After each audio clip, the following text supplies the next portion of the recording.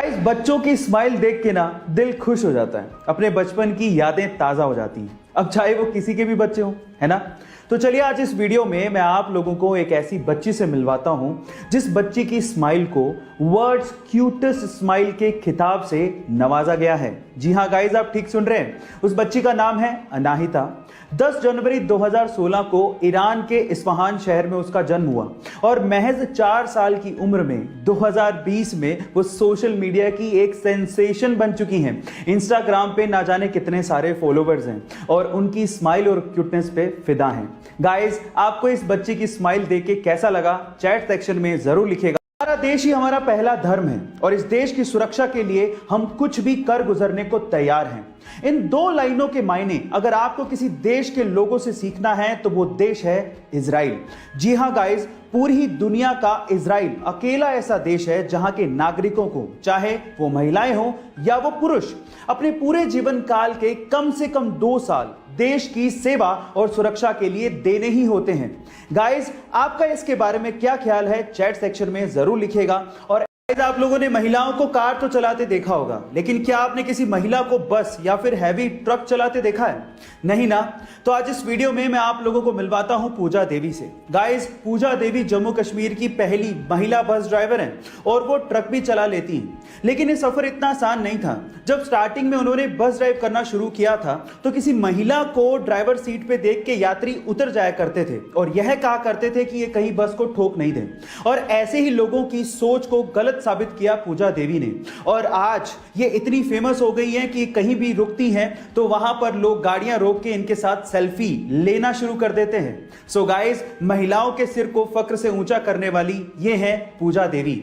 आपको इनकी कहानी कैसे लगी चैट सेक्शन में जरूर लिखिएगा। और गाइस, एक केबीसी का सवाल पूछता हूं, आप बाल किससे धोते हैं? ओब्वियसली शैम्पू से। पर सवाल ये नहीं है, सवाल ये है कि जो शैम्पू आप लोग बालों में यूज करते हैं उसको किसने इन्वेंट किया था, कौन से देश में इसका आविष्कार हुआ था, यह सवाल है। क्या आप जानते हैं? चलिए मैं आपको बताता हूं। शैम्पू का आविष्कार किया गया था हमारे ही देश इंडिया में। जी हां गाइस, और इसके बारे में एक और इंटरेस्टिंग चीज बताता हूं। जब तक शैम्पू इन्वेंट नहीं हुआ था लोग अपने बाल मिट्टी से धोया करते थे। और क्या आपको पता है कि जो शैम्पू वर्ड है वो कहां से आया? वो संस्कृत भाषा के चंपू वर्ड से बनाया गया है। चंपू का मतलब होता है मसाज, है ना इंटरेस्टिंग फैक्ट।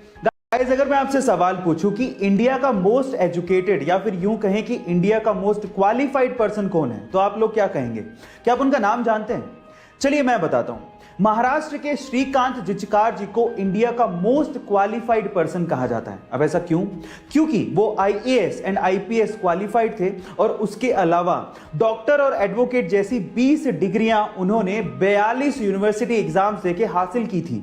और तो और उन्हें इंडिया का यंगेस्ट एमएलए भी चुना गया था। तब वो महज 26 साल के थे।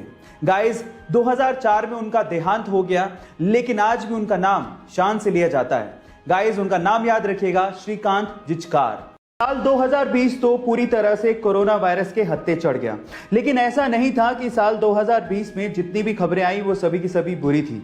इनमें से कुछ खबरें काफी अच्छी थी, जिसमें से एक खबर स्कॉटलैंड से आई। क्या थी वो खबर? मैं आपको बताता हूं। स्कॉटलैंड पूरी ही दुनिया का इकलौता ऐसा देश बन गया है जिसने इस महामारी के दौरान महिलाओं के पीरियड संबंधी प्रॉब्लम से रिलेटेड जितने भी प्रोडक्ट हैं वो अपने देश में फ्री कर दिए हैं। इसका मतलब यह है कि सैनिटरी नैपकिन और इसके जैसे कई प्रोडक्ट जो कि महिलाएं पीरियड में इस्तेमाल करती हैं वो स्कॉटलैंड में फ्री ऑफ कॉस्ट मिलेंगे। स्कॉटिश पार्लियामेंट ने इसकी अनुमति दे दी है। गाइस, क्या आपको भी लगता है कि इंडिया में भी ऐसा स्टेप उठाया जाना चाहिए? चैट सेक्शन में जरूर लिखिएगा। और ऐसी अमेजिंग वीडियोस के लिए YouTube पे हमारे चैनल को सब्सक्राइब कर लीजिएगा और अगर आप Instagram पे देख रहे हैं तो मुझे फॉलो करना मत भूलिएगा। मिलते हैं अगली वीडियो में।